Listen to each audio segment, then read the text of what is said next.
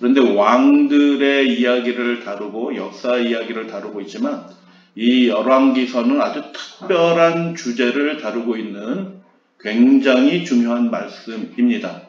그렇기 때문에 예수님께서 하나님의 나라 천국을 시작하시면서 특별한 설교를 하시는데 어디에서 그 말씀의 재료를 가져오시냐면 열왕기서에서 가져오셔요. 여러분, 예수님께서 고향에서 설교하실 때, 하나님 나라에 대해서 설교하실 때 어디서 그 재료를 가져오시냐면 열왕기서에서 가져와요. 그래서 하나님 나라의 백성이 되는 데 있어서 결정적으로 중요한 실질적인 이야기들이 담겨져 있는 책이 열왕기서인 것입니다. 그래서 믿음의 비밀, 열왕기서의 비밀에 대해서 함께 살펴보는 시간 갖도록 하겠습니다. 여러 왕들의 이야기지만 특별한 주제를 다루고 있다라고 말씀을 드렸고, 병에 걸린 왕들의 이야기가 나오고요, 치유받은 사람들의 이야기가 기록이 되어 있어요. 대조돼서 기록이 되어 있습니다. 아주 특별한 대조가. 첫 번째, 여로보암 왕에 대해서 살펴보도록 하겠습니다. 여로보암 왕에 대해서는 여러분이 이미 알고 계셔요. 솔로몬 이후에 남유다와 북이스라엘로 갈라지죠. 그때 북이스라엘 10지파가 나라를 이루는데 그때 초대 왕이 여로보암 왕이었죠. 솔로몬 사후에 도망갔다가 애굽으로 도망갔다가 다시 돌아와서 나라를 세웠으니 굉장한 사람이에요. 근데 선지자가 뭐라고 얘기하냐면 하나님이 너에게 열 나라를 주니 다윗의 언약에 따라 다윗처럼 하나님의 율법과 말씀에 충실하게 다 행하면 다윗의 축복을 너에게 주리라 라고 말씀하셔요. 그런데 그가 어떻게 하냐면 열왕기상 12장에 보면 굉장히 중요한 배도의 행위를 행해요. 금송아지 만들어서 하나님이라 섬기고요. 예루살렘 성전은 오직 하나의 성전밖에 없는데 그거는 오직 예수 그리스도를 통해서만 이루어지기 때문에 성전은 하나여야 돼요. 근데 북이스라엘 사람들이 절기 때마다 예루살렘을 갈까봐 어떻게 해요? 저 북쪽 단과 베델에 성전을 2개 만들어요. 그리고 자기가 마음대로 레위인이 아닌 레위인들은 싹 남유다로 가버리거든요. 그래서 자기 마음대로 제사장 삼고 어떻게 해요? 절기도 하나님께서 명하신 절기예요. 그 절기를 명하신 분은 누구셔요? 하나님이셔요. 왜 명하셨어요? 구속의 사건과 관련된 영적인 굉장히 중요한 진리를 담고 있어요. 그런데 그 진리를 담고 있는 절기를 여로보암 왕이 어떻게 했냐면 자기 마음대로 바꿔요. 유다 절기와 비슷하게 바꿔요. 여러분, 어차피 하나님 예배하면 되지. 뭐 안식일 예배들이나 일요일 예배들이나 그게 뭐 중요하냐 라고 생각하시는 분들이 계셔요. 근데 하나님께 그것은 배도인 것입니다. 여로보암 왕이 그렇게 했을 때 유다 절기와 하나님이 명하신 절기와 비슷하게 예배를 드렸는데 그것을 하나님이 뭐라고 말씀하시냐면 여호와 앞에 죄다라고 말씀하시는 거예요. 예배 잘 드렸는데 큰 성전에서 훨씬 더 풍성하게 예배를 잘 드렸는데 그게 하나님 앞에 죄다라고 그렇게 말씀해요. 그래서 여로보암 왕이 하나님 앞에 죄를 범하고 병에 걸리는 장면이 열왕기상 13장에 나옵니다. 하나님이 그대로 징계하지 아니하시고 회개할 기회를 주셔요. 하나님의 사람 선지자를 보내서 너희들 이렇게 예배드리면 하나님께 범죄하는 거다라고 선포하게 해요. 그때 여로보암 왕이 어떻게 합니까? 제단에서 손을 펴서 저놈 잡아라 라고 얘기하는 거예요. 누구 잡아라? 하나님께서 말씀을 줘서 그에게 회개하도록 요청한 선지자를 대적하면서 저놈 잡아라 라고 할 때 그 손이 이렇게 저놈 잡아라 라고 손을 쭉 폈는데 그 손이 말랐다라는 거예요. 중풍 걸린 것처럼 손에 힘이 쏙 빠져버린 거예요.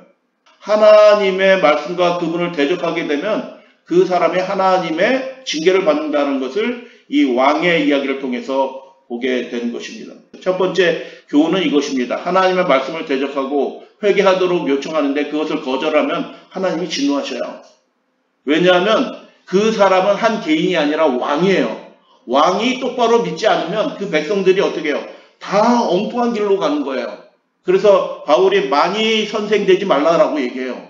왜냐하면 하나님의 말씀을 만홀히 여겨서 자기 마음대로 설교하면요, 그 사람도 불행하고 그 말씀을 듣는 신자들도 불행해져요.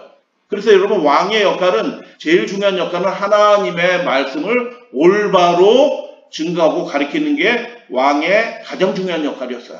근데 그 일을 대적하고 잘못 하나님을 증거하게 되면 하나님이 진노하신다라는 거예요. 두 번째는 여로보암의 아들 아비야가 있어요. 아비야는 착한 아들이에요. 성경의 기록을 보면 착한 아들인데 병에 걸립니다.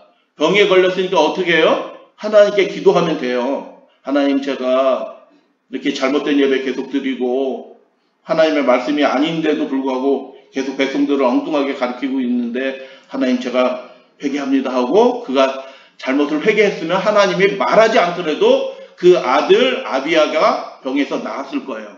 근데 어떻게 해요? 그렇게 하지 않고 부인시켜서 선지자한테 가봐라. 근데 왕후로 가면은 왜 오셨습니까? 이렇게 할 거니까 어떻게 해요? 그냥 보통 사람인 것처럼 변장해서 가라. 이렇게 해서 가서 이 이야기는 다 아셔요. 근데 하나님이 말씀하셔서 변장해서 올 거다 뭐 이런 얘기를 하나님이 다 이미 말씀하셔요. 내가 어찌하여 다른 사람인 채 하느냐? 내가 명령을 받아 흉한 일을 내게 전하리니 하면서 네가 다시 집으로 돌아가서 문지방을 넘을 때 네 아들이 죽을 거다라고 선언해요. 하나님이 그렇게 냉혹하신 분이신가요? 아니요. 계속 기회를 주는데도 어떻게 해요? 그가 회개하지 않을 때, 돌이키지 않을 때 하나님이 이스라엘 백성 애굽에서 그 장자를 치는 것처럼 그의 아들을 치는 장면이 나타나는 것입니다. 그 왕 한 사람의 잘못으로 인해서 이스라엘 전체가 축복을 잃어버린 거예요. 가정에서도 마찬가지고 교회에서도 마찬가지예요. 우리가 하나님의 말씀대로 올바로 서서 하나님을 올바로 증거하게 될 때 그 자녀들이, 이스라엘 백성들이 그 나름대로 그래도 이렇게 엉뚱하게 믿으면 그 사람 책임이지만 말씀을 올바로 가르치고 올바로 하나님을 증거하는 책임은 왕에게 있었고 가정에서는 아버지가 있는 거고 교회에서는 교회 지도자들이 그 책임을 가지고 있는 거예요. 그래서 여호와께서 여로보암의 죄로 말미암아 이스라엘을 버리시니 이는 그도 범죄하고, 하나님 앞에 가장 큰 슬픈 죄는 뭐냐면 개인적인 죄가 아니고 말씀을 배도하는 죄예요. 그래서 자기도 범죄하고 백성들로 범죄하게 하였다라고 하는 그 말씀이 있습니다. 두 번째 교훈은 무엇이냐면 하나님의 명령을 불순종하면 병에 노출돼요. 자녀들이 불행해지고 그 가정과 나라가 불행해지고 그 집과 나라가 불행해집니다. 세 번째는 아사 왕이 있어요. 다 왕들의 얘기잖아요. 왕이 병에 걸리고 왕의 아들이 병에 걸리는 얘기예요. 남유다의 제3대 왕이에요. 3대 왕인데 이 왕은 아주 훌륭한 왕이에요. 아사 왕. 대표적으로 아주 훌륭한 왕. 거의 평생 신실하고 하나님을 기쁘시게 했던 왕. 여호와 앞에 정직하게 행했던 왕입니다. 그래서 뭐 이렇게 남색한 동성애자 추방하고 우상을 제거하고 자기 친어머니가 아세라 우상 만드니까 어머니도 폐위시켜버리고, 어머니 그러지 마세요. 그러면 안 돼요. 이렇게 하지 않고 어머니도 폐위시켜버려요. 그러니까 아주 철저한 개혁자이고 훌륭한 왕이었는데 완전한 개혁을 하지는 못했고, 그래서 종교개혁하고요, 국내 건설도 하고요, 군대 육성하고요, 아주 획기적인 일들을 많이 합니다. 그리고 어떻게 해요? 아프리카 100만 대군, 이스라엘 백성이 거둔 최고의 승전이 한 세 가지 되는데 3대 대첩, 제가 정하는 거예요. 그냥 3대 대첩 중에 하나가 아사왕의 대첩이에요. 100만 대군이 쳐들어왔는데, 여러분 생각해 보세요. 지금도 100만 대군 하면 어마어마한 거예요. 근데 그 자그마한 나라에 100만 대군이 쳐들어왔는데 하나님이 이기도록 하셨어요. 할렐루야, 아멘. 특별한 개혁을 하게 될 때 하나님이 특별한 승리를 하도록 이끌어 주셨어요. 그런데 문제는 무엇이냐 하면 나머지 사소한 것도 잘했으면 좋은데 다메섹 왕 벤하닷에게 여호와의 전 곡간과 왕궁 곡간에 남은 은금을 다 모아가지고 나 좀 도와줘라 이렇게 얘기한 거예요. 그 전에 이방 대군이 쳐들어왔을 때 하나님이 이기도록 하셨거든요. 그런데 지금은 누구한테 부탁을 해요? 다메섹 왕, 아람 왕 벤하닷에게 나 좀 도와줘 하고, 성전 곡간, 여러분 성전 곡간에 있는 건 뭐예요? 오늘날로 얘기하면 하나님께 드린 연금을 그걸 빼다가 이방 왕한테 갖다 바치고 나 좀 도와줘 이렇게 한 거예요. 잘한 거예요? 못한 거예요? 아주 큰 실수를 한 거예요. 그래서 아사왕이 그것을 선지자가 지적할 때 아사왕이 어떻게 했냐면 훌륭한 왕이었는데 너무 훌륭하다 보니까 어떻게 해요? 교만해. 그래서 회개하지 않고 크게 노하여 하나님의 사람 선지자를 투옥하는 일이 벌어지는 것입니다. 그래서 7세 말년에 병이 났는데 발에 병이 났다는데 무슨 병인지 모르겠어요? 병이 났으면 어떻게 해요?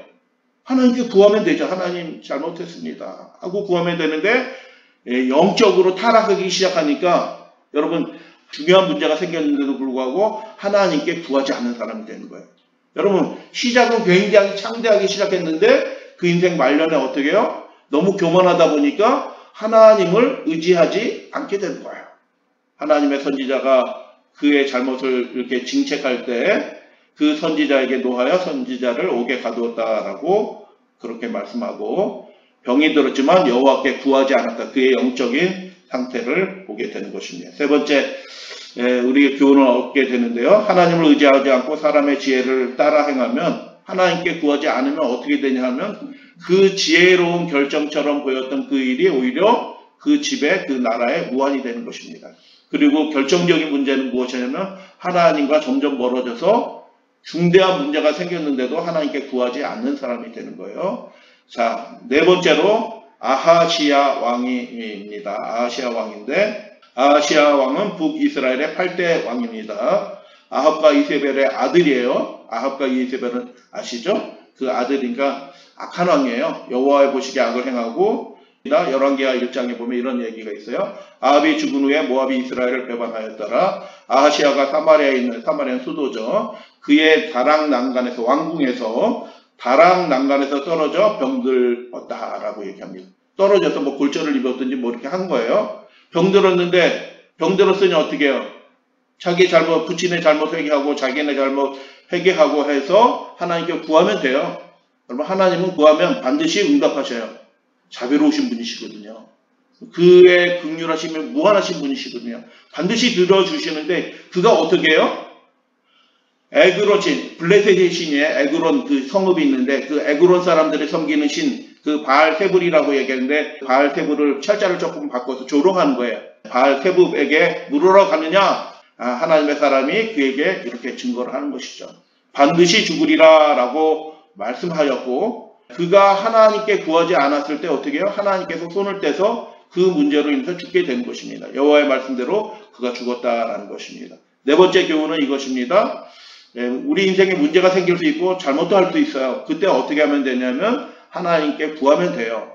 근데 이방 신에게 구하면 하나님 외에 다른 것을 의지해서 그 신에게 구하면 이방 신이 꼭 금부처 이렇게 만들어 놓은 게 그게 이방 신이 아니잖아요.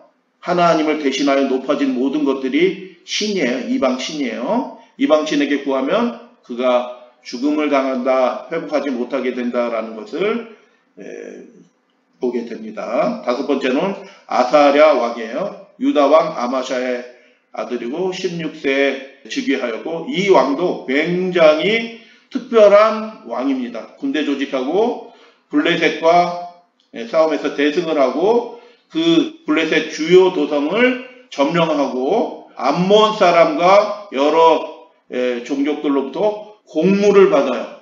야, 유대 나라가 다른 종족으로부터 조공을 받는 나라가 됐어요. 하나님이 특별한 승리를 하게 되었고 유다는 막강해지고 망대 세우고 농업도 장렬해서 경제적으로도 아주 풍요로운 그런 시대를 열게 한 왕이 아사랴 왕인 것입니다. 근데 완전한 개혁을 하지 못했는데 나라가 번영하니까 교만해졌어요. 이 왕도. 야, 일이 너무 잘 되면 자기 마음대로 하려고 그래. 겸손해지지 않고. 그래서 어떻게 해요? 하나님의 전에 들어가서 제사 드리는 일은 누가 하기로 하나님이 정하셨어요? 힘 있는 사람이 들어가서 하면 돼요? 아니요. 레위 자손으로만 딱 정해서 그 중에서도 정해진 사람만 성전 안으로 들어가서 분향하도록 그렇게 되어 있거든요. 근데 자기가 위대한 왕이 되고 성공적인 왕이 되고 백성이 다 추앙하고 그러니까 어떻게 해요? 자기가 성전에 들어가서 분향하려 합니다. 그 성전의 거룩함도 만홀히 여긴 이 사람에게 들어가서 분향하는데 문둥병이 생긴 것입니다. 그 일을 어떻게 해요? 그 창창하고 권세 있었던 왕이 문둥병 걸리니까 그 즉시로 권력을 잃고 어떻게 해요? 별궁에서 죽을 때까지 기거하면서 살다가 죽어버리고 말아요. 문둥병으로. 그래서 그 이야기가 열왕기하 15장에 나옵니다. 5절에 보면 이렇게 되어 있어요. 여호와께서 왕을 치셨으므로 그가 죽는 날까지 나병 환자가 되어 별궁에 거하였다. 그 제사장과 동료 제사장 80명이 말리는 거거든요. 그렇게 하면 안 됩니다! 라고 말리는데 어떻게 해요? 아나무인이에요. 말리는데도 어떻게 해요? 아나무인. 그래서 그가 제사장에게 화를 낼 때 문둥병이 생겨나는 거죠. 그래서 이 이야기들을 살펴보면 하나님이 잘못을 즉시로 이렇게 처벌하지 아니하시고 징계하지 아니하시고 돌이키도록 계속 기다리시고 이렇게 회유하시고 이렇게 하시는 일을 하는데 그럼에도 불구하고 교만하고 자기를 의지하여 이렇게 하게 할 때 그들에게 병이 생겨서 그 문제로 그의 영광과 나라와 건강이 다 사라지는 것을 보게 됩니다. 자, 5번째 교훈이 이것입니다. 교만은 큰 죄다. 교만은 큰 죄다. 영적 질서를 무시하면 하나님께 반드시 징계를 받는다. 자, 그래서 이 5가지 이야기를 통해서 잠깐 요약을 하면 하나님의 나라가 되게 하셨죠. 이스라엘 나라. 그들에게 하나님의 말씀, 계명을 위탁하셨습니다. 거룩한 나라가 된 거예요. 축복의 사람이 되어야 할 왕이 병에 걸리고 아들이 죽고 나라가 흔들리게 되는 이유가 무엇입니까? 그들이 하나님의 말씀에 의지하지 않고 교만하고 불순종하게 될 때 그런 일들이 벌어진 것을 보게 됩니다. 그래서 열왕기의 내용들이 왕들의 이야기처럼 보이지만 하나님을 올바로 믿고 그분의 말씀에 따라야 된다라는 영적 교훈이 가득 담겨져 있는 책이라는 것을 보게 됩니다. 그런데 열왕기에는 이와 대조적인 지금 이스라엘 왕, 하나님의 백성들의 왕들은 제대로 안 믿고 있어요. 그 시대에. 하나님이 대승을 거두게 하고 놀라운 일들을 행하시는데도 불구하고 본방 백성들은 하나님을 잘 안 믿어. 끊임없이 불순종해. 그런데 이 열왕기서에 보면 이방인들 이야기도 나오는데 이방인들은 어떻게 해요? 오히려 잘 믿어. 성경도 없고 하나님의 말씀도 없고 하나님이 어떤 분인지도 그냥 소문을 들어서 막연하게 알고 있는데도 불구하고 그들은 믿음이 있어. 그래서 열왕기에는 특별한 기록이 나타납니다. 첫 번째, 여러분이 잘 아시는 사르밧 과부예요. 이방인이에요. 사르밧이라는 동네는 이교의 성읍이에요. 돈이 많이 도는 곳이기 때문에 아주 타락한 도시예요. 사르밧. 그런데 그 사르밧을 포함해서 그 지역 전체가 큰 기근이 들렸을 때 하나님이 엘리야를 어디로 보내요? 본국에서 추방당했어요. 정치범이 된 셈이에요. 정치범이 돼서 추방당해가지고 여기저기 피난 다니는데 하나님이 사르밧 이방인의 땅으로 보냈는데 사르밧 과부가 어떻게 해요? 네가 먹는 것을 나에게 먼저 공개하라. 보니까 자기 나라 사람이에요? 어디 사람이에요? 처음 보는 사람이 와가지고 이제 이거 먹고 죽으려고 하는 가난한 집인데 이거 먹고 죽으려고 하는데 그걸 나를 먼저 공개하라고 하니까 이 사람이 제정신인가 하고 쳐다볼 상황이거든요. 이게 말이나 되는 소리예요? 그리고 하는 얘기가 뭐예요? 그렇게 하면 내가 섬기는 여호와 하나님이 너의 집에 곡식가루가 떨어지지 않고 기름이 떨어지지 않게 하리라. 지금 흉년이 났는데 먹을 게 없어서 죽으려고 그러는데 이거 마음대로 먹고 죽으려고 그러는데 곡식은 어디서 나며 기름은 어디서 나겠어요? 믿겨져요? 안 믿겨져요? 은행이 파산했는데 은행이 파산한 것이거든요. 은행이 다 문을 닫는데 돈은 어디서 나? 다른 사람도 다 망했거든요. 근데 돈이 어디서 나겠어요? 날 데가 없는데 이방인, 엘리야는 이방인이에요. 그들의 입장에서. 이방인이 와서 그렇게 하면 그 이방인의 신, 여호와는 자기가 섬기는 신이 아니에요. 그들이 섬기는 신이 나에게, 이방인인 나에게 축복을 준다고? 이게 무슨 황당한 얘기예요. 우리가 섬기는 신이 우리에게 축복을 주는 거지 니네 신이 어떻게 우리에게 이방 땅인 이곳에서 나에게 축복을 주겠느냐. 믿겨지지 않는 이야기인데 이 사르밧 과부가 어떻게 해요? 여러분 오늘날도 이게 진짜 믿음의 도전을 하는 분들이 있어요. 잘 믿겨지지 않는데 믿고 하나님께 드리는 분들이 있어요. 그 분들은 반드시 하나님께서 말씀하신 대로 그 약속하신 축복을 받게 되는 것을 여러분 믿으시잖아요. 우리가 경험하고. 근데 이 사르밧 과부가 그렇게 한 거예요. 근데 하나님이 그 과부의 아들이 병이 들었을 때 어떻게 하시냐면 그 선지자에게 구하는 거죠. 여호와의 말씀이 해서 떨어지지 아니하리라. 곡식가루와 기름가루가 떨어지지 아니하리라. 약속한 대로 되었고 그 아들이 병이 들었는데 아들도 살려주는 이야기가 열왕기상 17장에 나오죠. 그래서 그 여자가 이렇게 얘기합니다. 내가 이제야 당신은 하나님의 사람이요 당신의 입에 있는 여호와의 말씀이 정말 진실한 줄 알게 되었습니다. 라고 그렇게 고백하는 믿음의 사람이 믿음으로 시작해서 믿음에 이르게 된 것이죠. 그래서 지금 누가 치유받은 거예요? 이방인이 치유받아요. 그 전에 5 이야기를 살펴봤는데 하나님 나라를 섬기던 왕은 치유받지 못했는데 지금 이방인이 치유받아요? 제사도 드리지 않았던 사람들이, 예배도 드리지 않았던 사람들이 치유받아요. 왜 치유받은 거예요? 사르밧과부가 하나님의 말씀을 믿었어요. 믿기 힘든데 믿었고 받아들였어요. 그렇게 될 때, 믿기 힘든 그 말씀을 받아들이게 될 때 그 말씀이 그에게 축복이 된 것입니다. 하나님이 복이 되어주신 거예요. 그래서 여러분 우리가 우리 생각으로 이건 안 될 것 같아, 이렇게 뭐 되겠어, 이렇게 하고 싶은 얘기가 있을런지 모르겠어요. 말씀이. 그럼에도 불구하고 그 말씀을 순종하면 어떻게 해요? 하나님이 그 가정에 복이 되어주시는 것입니다. 하나님이 책임져 주시는 이야기를 보게 되는 것입니다. 두 번째는 수넴 여인이에요. 아셀 지파의 성읍이에요. 수넴 여인이니까 이름이 있어요, 없어요? 성경에. 이름도 나오지 않아요. 아까 왕들은 다 이름이 있어요. 근데 이 수넴 여인은 이름도 안 나와요. 그런데 이 사람은 어떻게 했어요? 그 불신의 시대, 엘리야와 엘리사 시대, 그 불신의 시대에 선지자를 잘 공개했어요. 하나님의 사람이지 하고 잘 공개하고 별도의 이렇게 방을 만들어서 지나갈 때마다 쉬고 머물러 갈 수 있도록 잘 공개를 했잖아요. 근데 그 가정에 아들이 없는데 구할 걸 구하라라고 얘기하니까 저는 뭐 하나님께 이미 복 많이 받았어요.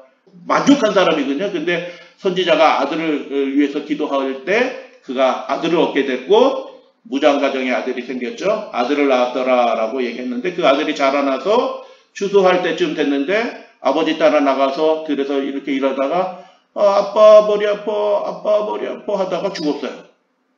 어머니한테 급히 보냈는데 어머니가 침상에 눕혀서 이렇게 돌보다가 아들이 죽은 거예요. 그때 어떻게 했습니까? 수넴 여인 믿음이 훌륭합니다. 이름도 안 나오는 이 여인의 믿음이 훌륭해요. 죽었으니 어떻게 된 거예요? 끝난 거 아닌가요? 끝났잖아요. 근데 뭐예요? 선지자를 찾아가요. 왜 찾아가요? 따지러 찾아간 건가요? 아니요. 하나님이 하실 일들을 기대했던 것이 믿음이 있었던 거예요. 그래서 달라갔는데 엘리사가 어떻게 해요? 엘리야도 살리지만 엘리사도 살리잖아요. 엘리사가 집에 들어가 보니 아이가 죽었더라. 그리고 뭐 이렇게 해서 기도하고 막 이렇게 해서 다시 기도하게 될 때 7번 재채기 하고 눈을 뜬지라. 그래서 여인이 들어가서 엘리사의 발 앞에서 엎드려 절하고 다시 살아난 아이를 안고 이렇게 나가게 되는 치유의 역사를 경험하게 됩니다. 그래서 하나님께서는 엘리야 시대에 죽은 아이도 살리셨고 엘리사 시대에도 역시 그렇게 하셨어요. 하지만 왕이나 그의 아들들은 작은 병에서도 고침을 받지 못해요. 여러분 그 자그만 다리병, 문둥병, 뭐 이렇게 손마른 병, 뭐 등등 여러 병이 있는데 그 작은 병에서도 고침을 받지 못했던 본방 백성들이 있었던 것입니다. 왜 그랬을까요? 믿지 않았기 때문에, 구하지 않았기 때문이었다는 것을 보게 됩니다. 세 번째 유명한 이야기죠. 열왕기하 5장에 나온 나아만 장군. 소녀의 말을 믿어요. 소녀의 말을 따라서 적국으로 가는 거예요. 이스라엘 땅. 여러분 문둥병 걸렸는데 문둥병 나았다는 얘기가 없어요. 낫지 않는 병이거든요. 그런데 선지자 앞에, 니네가 섬기는 선지자 앞에 가면 낫는다고 무슨 헛소리야 하고 화가 나서 죽일 수도 있는데 그가 왕한테 얘기하고 선지자를 찾아가요. 겸비한 모습을 나타내는 거예요. 이 문제를 해결할 분이 있다는 것을 받아들이고 겸비하게 그 선지자를 찾아가는 것입니다. 그런데 선지자가 어떻게 하나요? 여러분 영접한다는 게 중요한 일이에요. 믿음에 있어서 중요한 일인데 엘리사 선지자가 그를 영접해 주던가요? 아니 대하시 보내가지고 여러분 손님이 큰 손님이거든요. 이웃 나라에 큰 손님이 왔는데도 보통 같으면 한 뭐 심리밖까지 나가서 어서 오십시오 하고 모셔다 드리고 음식을 잘 찾아내서 드시죠, 씻으시죠 이렇게 해서 잘 대접한 다음에 무슨 일로 오셨습니까? 이렇게 해야 되는 거예요. 그게 기본적인 거란 말이에요. 영접하고 나가서 영접해서 모셔드리고 참 공개하고 먹이고 쉬게 한 다음에 그 다음에 용건을 얘기하는 거예요. 무슨 일로 오셨나요? 주의 종에게 말씀하옵소서. 이렇게 해야 되는데 엘리사 선지자는 어떻게 해요? 코빼기도 보이지 않고 돌아가라. 가는 중에 요단강에서 7번 쉬더라. 그러니까 어떻게 해요? 이건 기본적인 예의가 없는 거예요. 그러니까 화가 이만큼 나가지고 어떻게 해요? 버럭 해서 돌아가자. 이렇게 해서 돌아가다가 그래도 결과적으로 어떻게 해요? 순종해서 7번 내려가서 몸을 씻으니 사려 회복되어 완전하게 나았다라는 것입니다. 자기 생각에는 말도 안 되는 얘기거든요. 여러분 믿음이 뭐예요? 하나님이 하실 일들이 있다라는 것을 믿는 거예요. 인생으로는 안 되는 일이지만 하나님께서 작정하시면 하실 수 있다라는 것을 받아들이는 거거든요. 그게 믿음이에요. 근데 이스라엘 왕들은 그 믿음이 없어. 그런데 이방 나라의 군대 장관인데도 불구하고 그 말씀, 믿어지지 않고 상식적으로 납득도 안 되지만 어떻게 해요? 그 말씀을 받아들여서 순종해요. 그게 믿음이에요. 순종해서 하려고 하는 교회가 부흥합니다. 교회가 뭐 프로그램 많이 한다고 부흥하지 않아요. 절대로 제가 말씀을 드리지 않아요. 하나님의 말씀을 받으려고 할 때 안 될 것 같지만 순종하려고 기도하고 모여서 이것도 하고 저것도 하고 계획도 세우고 시도하는 그 교회가 하나님의 은혜를 누립니다. 동의하시면 아멘 해주시면 감사하겠습니다. 그게 믿음이에요. 오늘날에도 그 믿음이 필요한 거예요. 선지자를 다시 찾아가서 예물을 드리려고 찾아가잖아요. 온 천하에 여호와에는 다른 신이 없는 줄 내가 알게 되었습니다. 청하건대 자기를 뭐라고 얘기해요? 선지자한테 당신의 종이라고 얘기해요. 얼마나 겸비해졌어요. 하나님의 은혜 받은 사람의 특징이 뭐냐면 겸비해요. 겸비해진 것을 보게 됩니다. 그래서 세 번째 교훈은 하나님도 율법도 모르던 이방인 군대 장관도 선지자의 말 어떻게 납득이 안 돼. 내 생각에는 우리나라에 있는 그 강물이 훨씬 깨끗하다. 내 생각에는. 그러나 선지자가 말했기 때문에 어떻게 해요? 그 흙탕물, 요단강 흙탕물에 들어가서 몸을 씻는 거예요. 말씀에 순종했고 나음을 입었다라는 것입니다. 자, 아람 왕 중에서 벤하닷이라는 왕은 굉장히 중요한 왕이에요. 엘리사 시대 때 세움을 입은 왕인데 이방인 왕이죠. 근데 그가 병에 걸렸어요. 그때 어떻게 했냐면 많은 예물을 엘리사에게 보내면서 병세를 묻게 해요. 아까 이스라엘 유다 왕 어떤 왕은 누구한테 병을 묻어요? 에그론의 신에게 병을 묻잖아요. 근데 이 이방 왕은 어떻게 해요? 자기 나라의 신이 있음에도 불구하고 엘리사에게 자기의 병에 대해서 묻는 이야기가 기록이 되어 있어요. 여호와께 물으라 하고 무려 낙타 40마리를 싣고 예물을 가지고 선지자에게 물으러 가는 거예요. 여러분 지금 열왕기서에서 무슨 얘기가 벌어지고 있어요? 본방 백성들은 하나님께 묻지도 않고 하나님의 말씀에 순종하지도 않아. 근데 지금 이방인 백성들은 어떻게 해요? 이름 없는 여자들은 어떻게 해요? 하나님께 묻고 하나님의 축복을 받고 병에서 나음을 입고 죽은 아이도 다시 살려받는 그런 이적을 경험하게 돼요. 열왕기서가 이야기하고 있는 어떤 특별한 주제가 있네요. 그 주제가 뭐예요? 믿음에 대해서 이야기하고 있어요. 그래서 이방인 왕도 물을 때 하나님이 어떻게 해요? 대답하셔요. 하나님이 그거에 대해서 대답해 주신다니까요. 그러니까 여러분 우리가 하나님께 물으면 그 사람의 과거의 생애가 그 사람이 얼만큼 놀라운 헌신을 했느냐 이런 건 하나도 중요하지 않아요. 하나님께서 원하시는 건 뭐예요? 묻는 것 자체를 기뻐하셔요. 그분을 의지하여 물어주시면 묻게 되면 하나님이 그 사람이 어떤 사람인지에 상관없이 그 기도에 응답해 주신다라는 이야기를 벤하닷 왕의 이야기를 통해서도 보게 됩니다. 이스라엘 침공해가지고 괴롭히는 왕이에요. 저 같으면은 니깐 놈이 이렇게 할 것 같아요. 근데 하나님은 그의 요구에 응답하셔요. 자, 마지막으로 히스기야 왕. 유다 왕들 중에서 그나마 하나님께 물은 왕 한 사람이 있네. 누구 왕이에요? 히스기야 왕, 위대한 왕, 큰 승리를 경험한 왕. 그래서 히스기야 왕은 굉장히 중요한 모본이 될 수 있는 그런 왕이라고 생각이 듭니다. 선지자도 와서 이제 너 죽는다라고 선언했으니 죽어야 되는 거예요. 하나님이 죽는다고 했으니까 죽어도 괜찮은 거예요. 그가 왕 노릇 잘했고 하나님께 영광 올려드렸고 나라 올바로 세웠으니 잘한 거예요. 자, 됐어. 이제 됐어. 이제 마감해도 되는 거야. 근데 이 히스기야 왕이 어떻게, 때가 지금 아수르가 막 쳐들어오려고 왔다 갔다 하고 막 이렇게 하는 상황이니까 불안한 거예요. 그가 더 살고 싶어 하는 이유가 뭐예요? 나라를 위한 거예요. 나라를 위한 거예요. 자기가 그냥 죽기 싫어서, 아유, 하나님 저 살고 싶어요. 이렇게 얘기한 게 아니고, 그 시대적 상황 속에서 하나님께 간구한 거예요. 하나님은 어떻게 하셨어요? 아, 그래? 그럼 이 문제 다 해결할 동안, 위기가 지나갈 동안 네가 살아라 하고 15년을 더 살게 해주신 거예요. 그 이야기가 열왕기하 20장에 기록이 되어 있죠. 히스기야가 낮을 벽으로 향하고 여호와께 뭐 하였다? 기도하였다라는 것입니다. 하나님이 내 눈물을 보았다라고 말씀하시고, 선지자를 통해서 그 종처에 무화과 반죽을 올려놓으니 어떻게 해요? 무화과 나무에 항암 물질이 잔뜩 들었기 때문에 그 종처가 싹 나와가지고 나았더라. 이렇게 이해하시는 분들이 계셔요. 그래서 무화과 나무 살펴봤더니 무슨 항암 물질이 있더라. 여러분 백날 해보세요. 안 나요. 안 나요. 그것 때문에 나은 게 아니라고요. 하나님이 이걸 자꾸 이렇게 인간적인 지혜로 이렇게 해서 하나님의 말씀을 이해하려고 하나님이 개입해 주신 게 나은 거지. 무화과 100개를 붙여보세요. 안 나요. 안 나. 히스기야 왕은 아름다운 모범을 보였죠. 하나님께 진실하게 하나님의 나라를 위해서 간구하면 죽게 된 질병에서도 그분이 원하시면 회복될 수 있게 된다는 것입니다. 열왕기서가 이렇게 기록된 그 당시에 호세아 선지자가 활동하고 있었어요. 누가 활동하고 있었다고요? 호세아 선지자.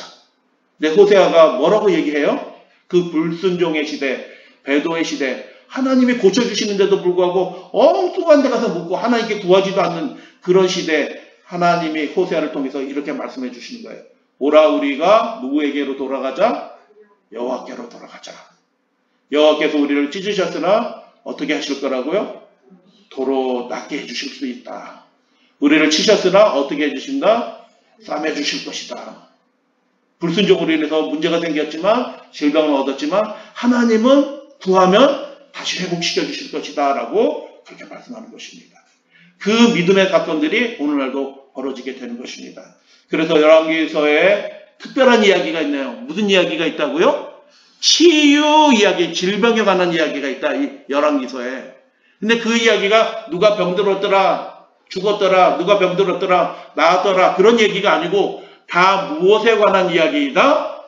하나님께 구하는 그 믿음에 관한 이야기다라는 것을 보게 되는 것입니다. 그래서 5가지 쭉 살펴봤어요. 왕들인데, 유명한 왕들인데, 또한 능력 있는 왕들이었는데 그들은 교만해서 또 이런저런 이유로 하나님께 치유받지 못했어요. 근데 여러분, 이방인들 가운데서도 치유받는 이야기가 열왕기서에 기록이 되어 있다는 것을 보게 됩니다. 본질이 뭐예요? 본질은 믿음이에요. 믿음. 이방인들, 이 유명한 이방인들의 치유 이야기 중에서 예수님께서 인용하신 2사람이 있네요. 누구예요? 사르밧 과부하고 나아만 이야기를 예수님이 누가복음 4장에서 이렇게 말씀하셔요. 엘리야 시대 때, 엘리사 시대 때 하나님이 능력을 소나기 붓듯이 이렇게 부어주시던 그 축복의 시대 때 본방 백성들은 그 축복을 하나도 받지 못했다. 그러나 이방인들이 그 축복을 받았다. 왜 그 축복을 받았느냐? 그들은 믿기 힘든 하나님의 말씀을 받아들였다. 그래서 그들은 기근에서 해방됐고 죽은 아들이 살림을 받았고 나아만 장군 문둥병에서 나음을 입었다라고 예수님이 그 열왕기서의 치유 이적 이야기를 가져와서 말씀하시는 거예요. 이 말씀은 무슨 말씀이에요? 하나님 나라에 관한 말씀이에요. 하나님의 나라, 주의 은혜를 하나님의 나라가 시작되는 것을 선포하시면서 예수님이 하신 말씀이에요. 하나님 나라의 백성이 되는 유일한 길은 무슨 길이에요? 그분이 말씀하신 믿기 힘든, 내 생각에는 안 될 것 같은 그 말씀일지라도 믿고 받아들이고 순종하면 그 축복을 받는다라는 것을 예수님이 열왕기의 이야기를 통해서 우리에게도 오늘날 말씀해 주시는 거예요. 하나님의 은혜를 받으시는 믿음의 가족들 되어주시기를 주님의 이름으로 축복하고 당부드립니다. 여호와께서 붙들어 주신대요. 하나님은 붙들어 주시는 분이에요. 그 병자의 자리를 고쳐 펴주시는 분은 하나님이시다라고 그렇게 말씀하는 것이에요. 모든 연약한 자들을 긍휼히 여기시는 것입니다. 그래서 야고보서 5장에 믿음의 기도는 병든 자를 구원하리니 라고 얘기했는데, 믿음의 기도가 무슨 경건한 기도가 아니고 하나님이 그렇게 자비로우신 분이다라는 것을 믿고 구하는 기도예요. 아유, 하나님, 저 같은 사람은 이제 병들어서 죽겠네요. 아유, 제가 죄인이네요. 이렇게 절망하는 기도가 아니고, 그럼에도 불구하고 하나님은 우리를 긍휼히 여기시는 분이시오니 제가 주님께 구하오니 하나님 고쳐주세요 라고 하는 기도가 믿음의 기도예요. 그럼 그렇게 기도해 주시면 감사하겠습니다. 아유, 당신은 그렇게 평생 그렇게 살았으니 당신 같은 사람은 질병 걸리는 게 당연하고 죽는 게 당연하지, 이렇게 생각하지 마시고 하나님께 구하세요 라고 요청해 주세요. 그게 믿음의 기도예요. 주께서, 하나님께서 일으켜 주신다라고 말씀해 주셨어요. 12해 동안 혈루증 앓던 여인의 이야기를 잠깐 말씀드리고 오늘 말씀 마칩니다. 그리스도의 주위에 가까이 밀려다니며 경탄하던 군중은 생명의 능력에 접근해 있음을 깨닫지 못하였다. 그러나 오랫동안 고통당했던 그 여인은 고침을 받으리라고 믿고 그 손을 내밀었다. 예수를 만졌을 때 치유의 능력을 체험하였다. 믿었던 것입니다. 12년 동안 안 되니까 이거 안 되는 거구나 포기하지 않고 믿었던 거예요. 우리에게 유익을 주는 믿음이 있다. 어떤 믿음이에요? 곧 그리스도를 개인의 구주로, 저분이 나에게 자비로우신 분이야 라고 믿고 그분을 만지는 믿음이에요. 그리스도의 공로를 우리들 자신의 것으로 삼는 믿음이다. 그렇게 하시게 되길 바랍니다. 많은 사람들은 믿음을 한 의견으로 여긴다. 아니다라는 것이죠. 구원하는 믿음이다라는 것입니다. 구원하는 믿음은 그리스도를 받아들이는 자들이 자신들을 하나님과의 계약 관계로 결합시키는 하나의 거래이다. 굉장히 중요한 표현이에요. 구원하는 믿음은 뭐라고요? 거래라고 말씀하는 거예요. 거래가 뭐예요? 거기다 내 이름 사인하는 거예요. 도장 찍는 거예요. 무슨 뜻이에요? 내가 하나님의 말씀대로 온전히 순종하겠습니다 라고 도장 딱 찍고 사인하면 어떻게 해요? 그분이 책임져 주신다는 거예요. 그게 그 수준에서 완전한 거 아닐지라도, 적은 믿음으로 그렇게 하실지라도 하나님이 책임져 주시고 구원해 주신다라는 거예요. 구원하는 믿음은 뭐라고요? 거래라는 거예요. 거기다 내 이름을 내가 사인한다. 하나님, 제가 주님 뜻대로 살게요 하고 사인하는 거예요. 그럼 하나님이 책임져 주신다. 진정한 믿음은 그래서 생명이다. 산 믿음은 활력의 증가, 의지하는 신뢰를 의미한다 라고 말씀했습니다. 하나님의 놀라운 축복을 받으시는 이 마지막 시대 믿음의 가족들 되어주시기를 당부드리면서 말씀을 마치도록 하겠습니다.